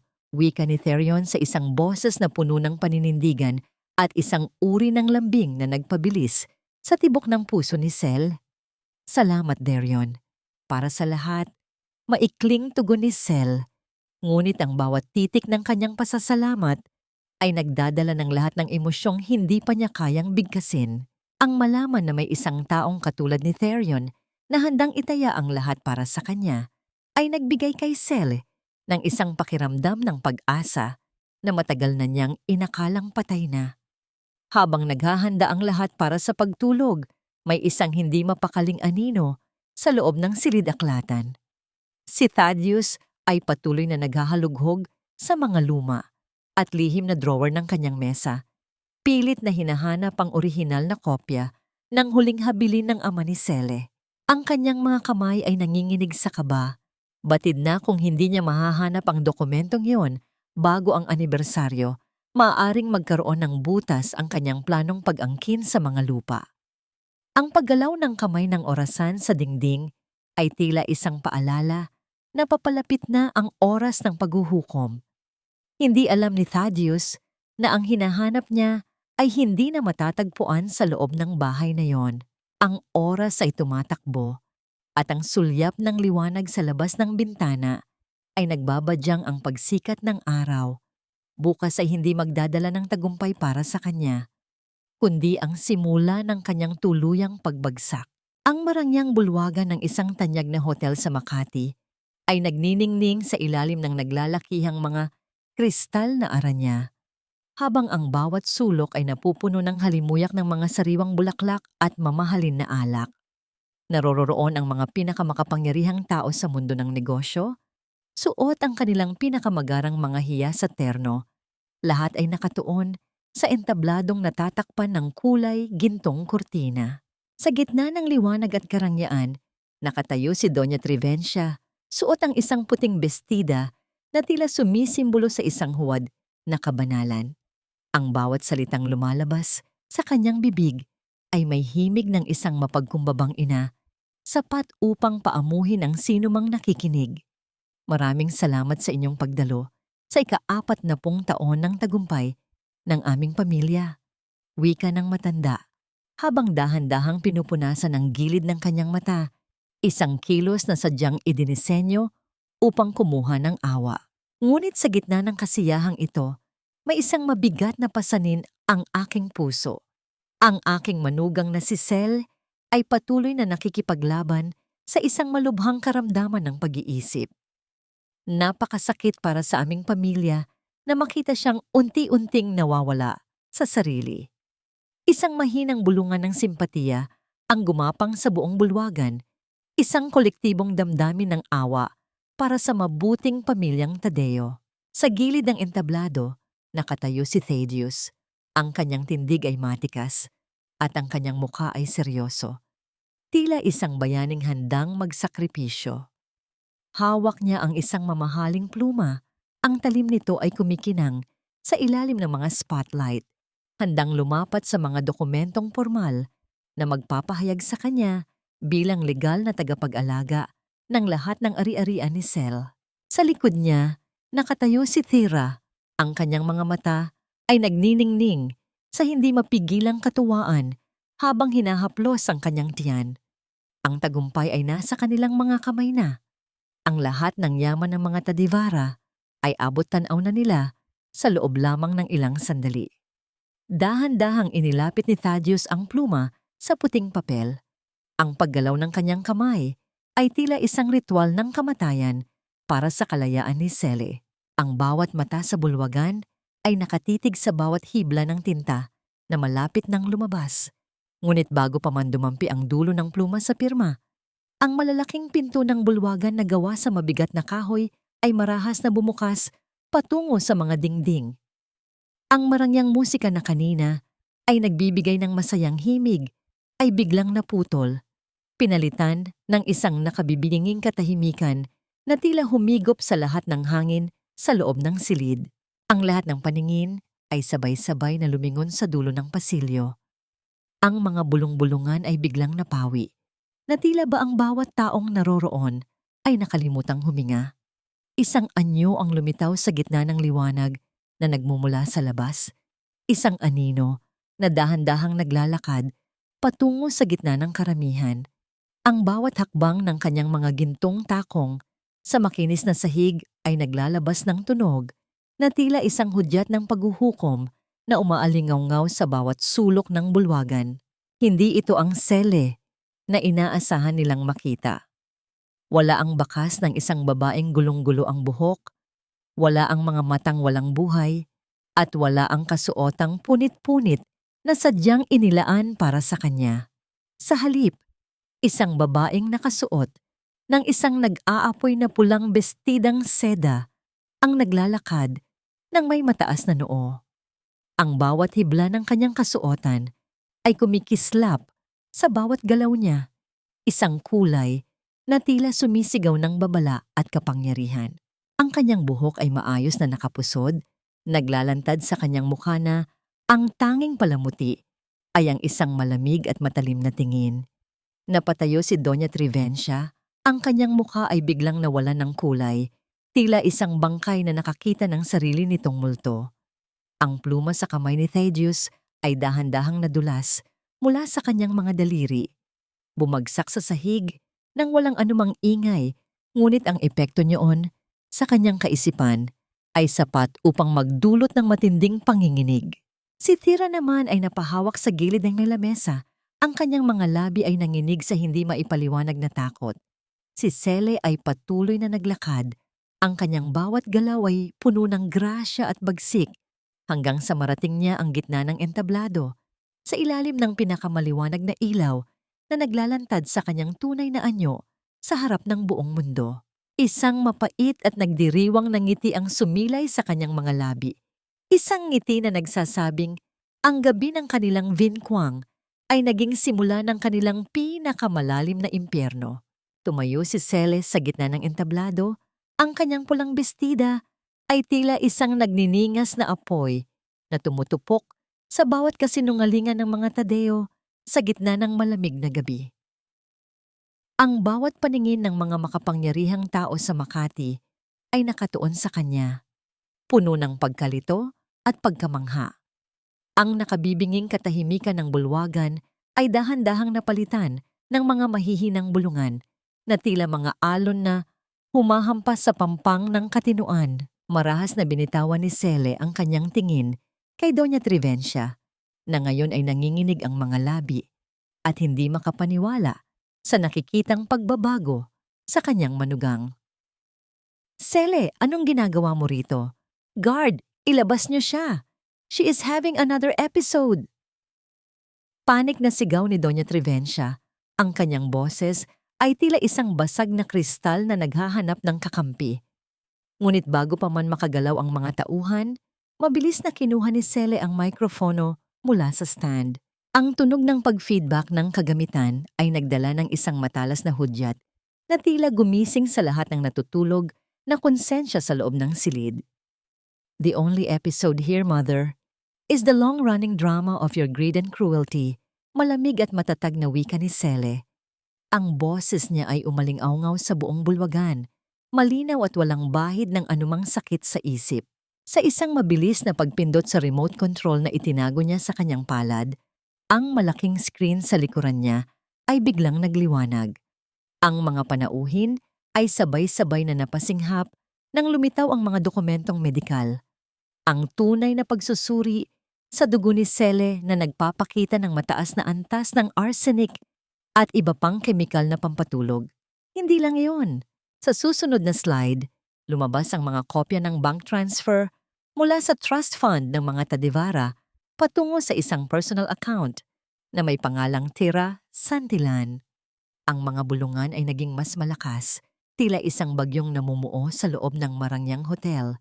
Ang mga matatandang negosyante ay nagsimulang magpalitan ng mga makahulugang tingin, habang ang mga mamamahayag ay walang tigil sa pagkuha ng mga litrato. Ang dangal ng mga Tadeo na itinayo sa loob ng 4 na dekada ay dahan-dahang gumuho sa bawat segundong lumilipas. And since you all love drama, here is the grand finale, dagdag ni Sele habang muli siyang nagpindot. Isang video ang bumungad sa lahat. Ang madilim na silidaklatan ni Thaddeus kung saan lantarang nag-aaliw ang kanyang asawa at ang sinasabi nilang nurse sa gitna ng mga halik at pangako ng pag-agaw sa yaman. Isang matinding hiyaw ng kahihiyan ang pinawala ni Tira habang pilit nitong tinatakpan ang kanyang mukha. Si Thaddeus naman ay napaata. Ang kanyang mukha ay tila isang puting papel sa sobrang takot. Ang bawat pagtawa at pag-ungol sa video ay tila mga sampal na dumadapo sa mukha ni Doña Trivencia sa harap ng kanyang mga kaibigan. Tama na! Itigil niyo iyan! Sigaw ni Doña Trivencia habang pilit nitong inaabot ang mga kable. Ngunit sa sobrang pagmamadali ay nadulas ang kanyang paa sa makinis na sahig. Ang malakas na pagtama ng kanyang katawan sa semento ay hindi nagdala ng awa, kundi ng isang nakabibinging panunuya mula sa mga taong kanina lang ay hinahangaan siya. Ang kanyang mamahaling hiyas ay kumalat sa sahig, tila mga pira-piraong kristal na hindi na muling mabubuo. Ang vinquang na kanyang pinakaingatan ay naging isang madilim na mantsa sa kanyang pangalan na hinding-hindi na mabubura ng kahit anong salapi. Sa gitna ng kaguluhan, lumitaw si Attorney Therion Lucero mula sa karamihan, kasama ang ilang mga opisyal ng National Bureau of Investigation. Ang matikas na tindig ng abogado at ang lamig ng kanyang tingin ay sapat na upang malaman ng lahat na ang gabi ay tapos na para sa mga Tadeo. Tadeus Tadeo, you are under arrest for attempted murder and large-scale estafa. Formal na wika ng opisyal. Ang malamig na metal ng mga posas na pumulupot sa mga kamay ni Tadeus ay ang tanging sagot sa kanyang mga nagagawang kasalanan. Tumingin si Sele sa kanyang asawa, walang anumang puot o galit sa kanyang mga mata, kundi isang purong habag para sa isang taong ipinagpalit ang lahat para sa bagay na hindi naman sa kanya. Dahan-dahang lumapit si Therion kay Sele, hinawakan ang kanyang siko upang suportahan siya sa gitna ng nakakapagod na tagumpay na ito. Ngunit habang inilalabas ng mga pulis ang kanyang asawa, nakita ni Sele si Thaddeus na biglang kumawala sa hawak ng mga ito at tumakbo patungo sa gilid ng balkonahe ng bulwagan. Ang bawat paningin ay muling napako sa lalaking tila nawawala na rin sa kanyang sariling katinuan, habang ang anino nito ay dahan-dahang naglalaho sa dilim ng gabi, nag-iiwan ng isang huling tanong kung ang lahat ba ng ito ay mauuwi sa isang mas malagim na pagtatapos. Ang pagguho ng kahariang itinayo sa loob ng maraming taon ng kasinungalingan ay hindi naganap sa isang malakas na pagsabog, kundi sa isang nakabibinging katahimikan ng kahihiyan na bumalot sa buong mansyon ng mga Tadeo. Matapos ang iskandalo sa gabi ng anibersaryo, ang bawat sulok ng Marangyang bahay ay tila naging isang malamig na bilangguan. Ang mga tauhan ng pamahalaan ay formal na naglagay ng dilaw na tape sa malaking tarangkahan, isang hudyat na ang lahat ng yaman at ari-arian ng pamilya ay pansamantalang naka-freeze habang nagpapatuloy ang investigasyon sa malawakang estafa at tangkang pagpatay. Ang bawat hakbang ng mga opisyal sa loob ng bahay ay naglalabas ng tunog na tila isang mabagal na pagbilang sa mga huling sandali ng kapangyarihan ni Doña Trivencia. Sa gitna ng kaguluhan, isang mas masahol na kataksilan ang nasaksihan ni Thaddeus. Si Thira, ang babaeng pinangakuan niya ng lahat ng yaman ni Sele, ay abalang nag-iimpake ng kanyang sariling mga gamit sa gitna ng sala. Thaddeus, don't look at me like that. Wala akong kinalaman sa mga illegal na ginagawa niyo ni Mother. I was just hired as a nurse at aalis na ako bago pa ako madamay sa dumi ninyo. Bulyaw ni Thira habang marahas na isinasara ang kanyang mamahaling maleta. Ang boses nito ay wala ng bahid ng lambing, tila isang matalim na kutsilyo na humihiwa sa natitirang dignidad ni Thaddeus. Hindi makapaniwala ang lalaki habang pinapanood ang babaeng hinalikan pa ang kanyang mga kamay nung nakaraang gabi na ngayon ay tila isang ahas na nagpapalit ng balat upang makatakas sa panganib. Si Doña Trivencia naman ay nakaupo sa kanyang paboritong silya, ngunit ang kanyang anyo ay hindi na ang reynang kinatatakutan ng lahat. Ang kanyang buhok ay gulo-gulo, ang kanyang mamahaling bestida ay may mantsa ng alak, at ang kanyang mga mata ay nakatitig sa kawalan nang walang anumang kislap ng buhay. Nang lapitan siya ng mga pulis upang dalhin sa presinto para sa questionable niyang papel sa paggamit ng trust fund, ang matanda ay biglang nawalan ng malay. Ang pagbagsak ng kanyang katawan sa sahig ay hindi na nagdulot ng pag-aalala mula sa mga katulong. Tanging ang malamig na tingin ng mga ito ang sumalubong sa kanyang pagkabulagta. Isang patunay na ang takot na itinanim niya ay napalitan na ng labis na pagkasuklam. Sa itaas na bahagi ng mansyon, dahan-dahang binuksan ni Sally ang pinto ng kanyang silid. Hawak niya ang isang asul na folder na naglalaman ng mga dokumentong matagal na niyang inihanda. Nagtungo siya sa kinaroroonan ni Thaddeus na ngayon ay nakaposas na at pinaliligiran ng mga opisyal. Hindi na nanginginig ang mga kamay ni Sele. Sa halip, ang kanyang bawat galaw ay puno ng isang uri ng kapayapaan na tanging ang katarungan ang makapagbibigay. Inilapag niya ang mga papel sa ibabaw ng lamesa sa harap ng kanyang asawa. Pinirmahan ko na ang divorce papers, Thaddeus. Wala ka nang makukuha sa akin kahit isang sentimo. At ang utang na loob na lagi mong isinusumbat, bayad na yon sa bawat patak ng laso na pinainom niyo sa akin, wika ni Sele, sa isang boses na malinaw at puno ng dignidad. Tumingin si Thaddeus sa kanya. Ang mga mata nito ay puno ng pagsisisi at takot. Ngunit wala nang puwang ang awa sa puso ni Sel. Dinala na ng mga pulis si Thaddeus at ang kanyang ina patungo sa mga naghihintay na sasakyan sa labas. Ang tunog ng mga sirena na papalayo ay tila isang himig ng pagtatapos ng isang madilim na kabanata sa buhay ni Sele. Bumalik siya sa loob upang kunin ang kanyang nag-iisang baul ng mga alaala. Sa pintuan, nakatayo si Manang Rosa. Dala ang kanyang sariling maliit na bundle ng mga gamit. Ang matanda ay nakangiti sa kanya. Ang mga mata ay nagniningning sa katuwaan at kalayaan. Handa na po ako, anak. Saan man tayo makarating, hindi na tayo babalik sa impyernong ito. Bulong ng matanda habang hinahawakan ng kamay ni Sele. Ang init ng palad ni Manang Rosa ay nagbigay kay Sele ng huling lakas na kailangan niya upang tuluyang talikuran ang mansyong naging saksi sa kanyang pagdurusa. Sa paglabas ni Sele sa malaking tarangkahan, ang malamig na hangin ng madaling araw ay humaplos sa kanyang mukha. Tila isang basbas ng bagong simula. Ang mga gintong sinag ng araw ay nagsisimula nang sumilip sa abot-tanaw, binubura ang dilim ng nagdaang gabi. Doon, sa kabilang panig ng kalsada, nakasandal sa kanyang sasakyan si Attorney Therion Lucero. Ang kanyang mukha ay seryoso, ngunit nang makita si Sele, isang malambot at tapat na ngiti ang sumilay sa kanyang mga labi. Hindi ito ang nangiti ng isang abogadong nagtagumpay sa kaso, kundi ng isang lalaking nakahinga na, ng maluwag dahil ang babaeng pinoprotektahan niya ay ligtas na sa wakas. Itinapon ni Cele ang huling sulyap sa mansyong Tadeo, isang lugar na wala ng kapangyarihan sa kanya, bago siya dahan-dahang naglakad patungo sa kinaroroonan ni Therion. Handang harapin ang isang buhay na wala ng takot at puno ng pag-asa. Ang sikat ng araw na tumatagos sa malalaking bintana ng kanyang bagong apartment ay tila isang mainit na yakap mula sa langit na matagal na niyang ipinagkait sa kanyang sarili.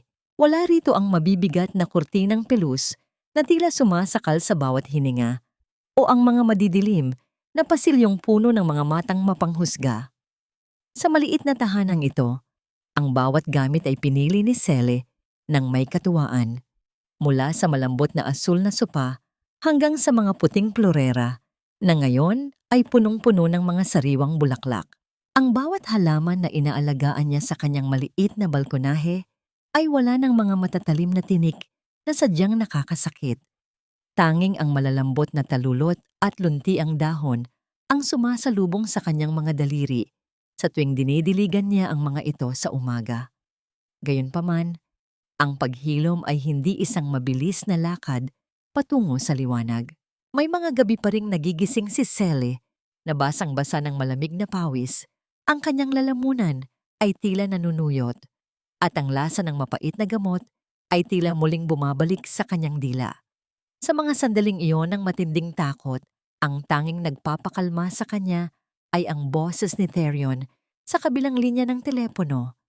Hindi kailanman nagreklamo ang lalaki kahit pa madaling araw na siyang tawagan ni Cele. "I'm here, Cele. Huminga ka ng malalim. You are safe now. Wala na sila."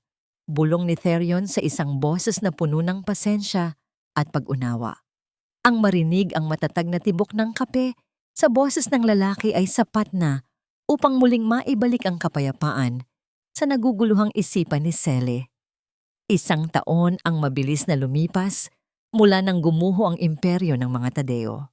Gamit ang bahagi ng kanyang nakuha muling yaman mula sa trust fund ng kanyang ama, itinatag ni Cele ang Liwanag Foundation, isang sentro na nagbibigay ng legal at psikolohikal na tulong para sa mga kababaihang naging biktima ng bauhan sa loob ng kanilang sariling tahanan. Ang bawat babaeng lumalapit sa kanya, ang bawat kwento ng pagdurusa na kanyang pinakikinggan ay tila isang piraso ng sarili niyang nakaraan na dahan-dahan niyang binubuo muli. Sa pagtulong sa iba, natuklasan ni Cele ang isang uri ng lakas na hindi kailanman naibigay sa kanya ng salapi o ng katayuan sa lipunan. Ang makita ang mga ngiti ng mga babaeng muling nakakatayo sa sarili nilang mga paa ay ang pinakamabisang gamot sa kanyang mga sugat. Isang hapon, habang abala si Cele sa pag-aayos ng mga dokumento sa kanyang opisina sa loob ng foundation, naramdaman niya ang isang pamilyar at mabangong presensya sa likuran niya. Hindi na niya kailangang lumingon upang malaman kung sino ang panauhin. Si Therion ay nakatayo sa may pintuan, suot ang kanyang asul na polo na tila nagbibigay ng dagdag na liwanag sa silid. May bitbit itong isang malaking kumpol ng mga bulaklak na hyungdung, mga sunflower na ang kulay ay tila ninakaw mula sa sikat ng araw. "Happy first anniversary ng Liwanag, Cele. I'm so proud of what you've achieved," wika ni Therion habang iniaabot ang mga bulaklak.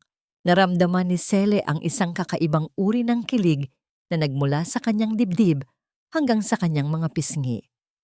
Ang bawat pagtatagpo nila ni Therion ay tila isang dahan-dahang sayaw ng pag-ibig na hindi kailanman nagmamadali. Walang pilit na paghawak, walang mga salitang mapanlinlang, kundi isang purong pagrespeto sa kanyang espasyo at sa kanyang panahon ng paghilom. Kinuha ni Cele ang mga bulaklak. Ang kanyang mga kamay ay dahan-dahang dumampi sa mga daliri ni Therion. Ang init ng balat ng lalaki ay nagdulot ng isang matamis na kuryente sa kanyang buong katawan. "Hindi lang ito basta pagsuporta sa foundation, Therion. Thank you for not leaving me when I was at my darkest," bulong ni Cele habang nakatingin. Nang diretso sa mga mata ng abogado, nanatiling tahimik si Therion, ngunit ang kanyang mga mata ay nagsusumigaw ng lahat ng emosyong hindi pa niya binibigkas ng malakas. Dahan-dahan itong dumukot sa loob ng kanyang bulsa at naglabas ng isang maliit na kahon na balot ng asul na pelus. Ang bawat segundo ng katahimikan sa pagitan nila ay tila isang panalangin na naghihintay ng tugon. Inilapag ni Therion ang kahon sa ibabaw ng lamesa, sa tabi ng mga bulaklak na hungdung, at marahang hinawakan ang kamay ni Sally. Ang sulyap ng liwanag mula sa labas ay tumama sa maliit na kahon. Nag-iiwan ng isang malaking tanong kung ang puso ba ni Sally ay sapat na ang hilom upang tanggapin ang isang pangakong magdadala sa kanya sa isang buhay na wala ng hangganan. Ang dahan-dahang paglubog ng araw sa abot-tanaw ay nagpintura ng kulay rosas at lila sa kalangitan ng Palawan. Isang tanawing tila ba sadyang inilaan ng tadhana para sa huling yugto ng kanyang mahabang paglalakbay. Nakatayo si Sally sa puting buhangin, hinahayaan ang bawat dagsa ng banayad na alon na dumiit sa kanyang mga paa. Ang bawat haplos ng tubig alat ay tila isang paraan ng kalikasan upang hugasan ang huling mantsa ng pait na iniwan ng mansyon ng mga Tadeo. Wala na ang panginginig ng kanyang mga kamay. Wala na ang bigat sa kanyang dibdib na tila isang malaking bato na hindi niya maalis-alis bago siya makalaya. Sa loob ng kanyang maliit na bag ay may isang puting sobre na ipinadala mula sa loob ng bilangguan. Isang sulat mula kay Thaddeus na puno ng mga salitang humihingi ng tawad at pagsisisi. Tinitigan ni Sally ang sobre sa loob ng ilang sandali. Pinakikinggan ang mabilis na pagtibok ng kanyang puso na dati ay nagwawala sa tuwing maririnig ang pangalan ng asawa. Ngunit ngayon, ang tanging nararamdaman niya ay isang malalim na katahimikan. Hindi na niya kailangang basahin ang mga titik ng pagsisisi upang makamit ang kapayapaan. Ang kanyang kapatawaran ay hindi na nakadepende sa paghingi ng tawad ng iba, kundi sa pagpili niyang palayain ang sarili mula sa galit. Dahan-dahan niyang pinunit ang sulat. Ang tunog ng pagkapunit ng papel ay sumabay sa huni ng hanging dagat, hanggang sa ang bawat piraso niyon ay tuluyang tangay ng hangin at malunod sa malalim na asul na karagatan. Ang kabanatang iyon ay ganap na nang natapos. Naramdaman ni Sally ang isang pamilyar na init sa kanyang likuran. Hindi na niya kailangang lumingon upang malaman na naroon na ang lalaking naging angkla niya sa gitna ng unos. Lumapit si Therion at tumayo sa kanyang tabi. Ang kanyang matikas na anyo ay nagbibigay ng isang uri ng seguridad na hindi kailanman nagpaparamdam ng pananakal. Nanatili silang dalawa na nakatingin sa nag-aapoy na araw. Walang anumang salitang binibigkas, ngunit ang kanilang katahimikan ay puno ng libu-libong pangako ng katapatan. Dahan-dahang gumalaw ang kamay ni Therion. Ang kanyang malalapad na daliri ay maingat na humawak sa palad ni Sally. Ang dampi ng balat ng lalaki ay nagdala ng isang matamis na kuryente sa buong pagkatao ni Sally. Isang uri ng kilig na hindi nakakabaliw, kundi nakakapagbigay ng isang pambihirang kapanatagan. Alam mo, Sally, noong unang gabi na makita kita sa ilalim ng ulan, naramdaman ko na agad na hindi ko hahayaang mapunta ka sa wala. Mahinahong wika ni Therion sa kanyang malalim na boses. Tumingala si Sally at sinalubong ang mga mata ng abogado. Nakita niya roon ang kanyang sariling refleksyon. Isang babaeng hindi na biktima, kundi isang babaeng buo at may kakayahang muling magmahal ng walang takot. Humarap siya kay Therion at dahan-dahang isinandal ang kanyang ulo sa matigas at malapad na balikat nito. Ang amoy ng kapa at ang init ng katawan ni Therion ay nagsilbing pinakamabisang gamot sa lahat ng kanyang nakaraang sugat. Isang mahaba at mahigpit na yakap ang naganap sa pagitan nilang dalawa. Isang pag-uugnay ng dalawang kaluluwang parehong dumaan sa hapdi, ngunit piniling maniwala sa himala ng pag-asa. Salamat sa pagiging boses ko noong hindi ko na kayang sumigaw, Therion. Pabulong na wika ni Sally habang ang kanyang mga mata ay nagniningning sa katuwaan. Inangat ni Therion ang baba ni Sally at idinampi ang isang banayad at mabilis na halik sa kanyang noo. Isang sagradong pagtatatak ng kanilang bagong simula. Ang pag-ibig na nararamdaman nila ngayon ay hindi na isang utang na loob na kailangang bayaran, kundi isang regalong kusa at malayang ibinibigay sa isa't isa. Habang ang huling sinag ng araw ay tuluyang naglalaho at ang mga unang bituin ay nagsisimulang kumislap sa itim na langit, naglakad silang dalawa ng magkahawak kamay pabalik sa dalampasigan. Ang bawat bakas ng kanilang mga paa sa basang buhangin ay agad na binubura ng tubig. Tila ba sinasabi na ang anumang sakit ng kahapon ay hindi na kailangang manatili sa kanilang landas. Sa ilalim ng malawak na kalangitan, batid ni Sele na ang bukas ay hindi na isang madilim na katanungan, kundi isang maliwanag na pangako ng isang buhay na puno ng pag-ibig, katarungan, at tunay na kapayapaan. Ang dahan-dahang pagsikat ng araw sa likod ng mga bundok ng Palawan ay nagdala ng isang bagong uri ng liwanag, isang liwanag na hindi nakakasilaw, kundi nakakapagbigay ng isang pambihirang init sa balat at katahimikan sa kaluluwa. Nakatayo si Sele sa malawak na beranda ng kanyang bahay, na yari sa kawayan at matitigas na kahoy, habang ang amoy ng sariwang kape at ang samyo ng mga bulaklak ng kalachuchi ay humahalo sa alat ng hanging dagat. 1 taon na ang lumipas mula nang talikuran niya ang madilim na pasilyo ng mansyon sa Makati, at sa bawat umagang nagigising siya rito, unti-unting nabubuo ang mga pira-piraong bahagi ng kanyang pagkatao na dati ay inakala niyang tuluyan ng nadurog. Mula sa maliit na hardin sa ibaba, narinig ni Sele ang mahinahon at masayang boses ni Manang Rosa. Ang matanda ay abalang nagdidilig ng mga halaman. Ang bawat patak ng tubig na lumalabas mula sa pandilig ay lumilikha ng isang payapang ritmo sa gitna ng katahimikan ng umaga. Napangiti si Sele nang makitang hindi na nakasuot ng uniforme ng katulong ang matanda.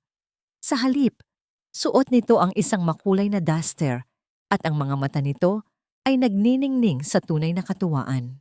Hindi na sila amo at katulong, sila ay naging isang pamilyang binuo hindi ng dugo, kundi ng pagmamahalan at pagdamay sa gitna ng panganib.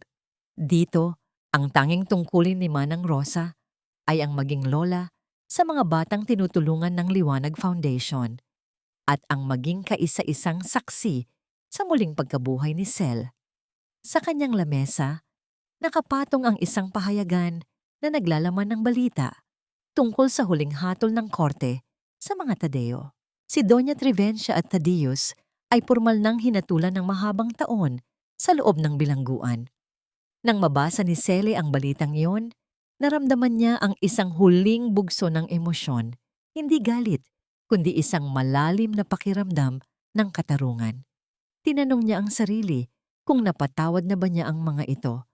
Napagtanto niya na ang tunay na kapatawaran ay hindi ang paglimot sa kanilang ginawa, kundi ang hindi na pagpapahintulot sa kanilang mga anino na kontrolin ang kanyang kasalukuyan. Malaya na siya. Malaya na ang kanyang isip, ang kanyang puso, at ang kanyang kinabukasan mula sa tanikala ng utang na loob na muntik ng kumitil sa kanyang buhay. Naramdaman ni Sel ang isang malambot at pamilyar na pagdampi ng mga kamay sa kanyang balikat. Hindi na siya nagulat. Sa halip ay dahan-dahan niyang isinandig ang kanyang likuran sa matikas na dibdib ni Therion. "Good morning, mahal. Masyado ka na namang malalim mag-isip," bulong ng lalaki sa kanyang tainga. Ang boses ay tila isang musika na nagpapakalma sa bawat hibla ng kanyang kalamnan. Humarap si Sele at sinalubong ang mga mata ni Therion. Ang mga matang laging nagsasabing, siya ay sapat, siya ay mahalaga, at siya ay ligtas. Inangat ni Therion ang kanyang kamay at dahan-dahang hinaplos ang pisngi ni Sele.